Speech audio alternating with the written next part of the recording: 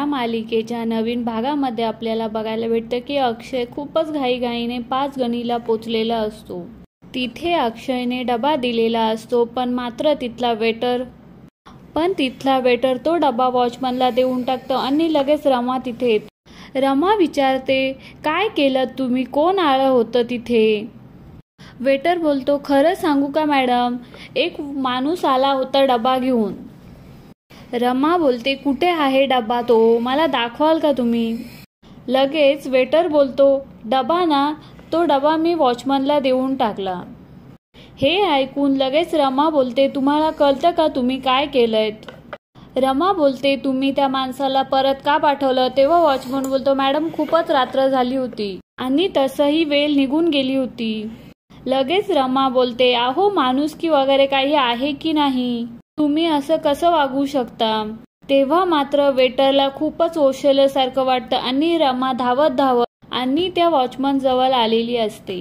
तेव्हा तो वॉचमन जेवण करतच असतो। तेव्हा रमा त्या वॉचमन काकांना बोलते, काका हा डबा मला जरा दाखवाल का? अहो मॅडम तुम्ही असं का विचारताय? अहो मॅडम तुम्ही डबा बघू शकता, माझं काहीच म्हणणं नाहीये, पण मी तो उष्टा केलाय। खरं सांगायचं तर मी अर्धा डबा खाल्लाय। तर रमा बोलते, चालेल मला, प्लीज दाखवा मला। तर वॉचमन काका लगेच रमाला डबा दाखवतात। तो डबा बघताच रमाच्या डोळ्यात अश्रू येतात आणि त्यातला एक तुकडा मोडून ती खाऊन बघायला लागते। रमाला अक्षयच्या हातातली चव लगेच कळते आणि तेव्हा मात्र रमाच्या डोळ्यातून अश्रूच्या धारा वाहू लागतात। रमा म्हणते, हे इथे आले होते, असं बोलून तिच्या डोळ्यातनं पाणी येऊ लागतं। रमा बोलते, हे इथे आले होते तर मला न भेटता कसे काय गेले? म्हणजे अक्षय 5 गणीमध्ये आहेत, असं बोलते।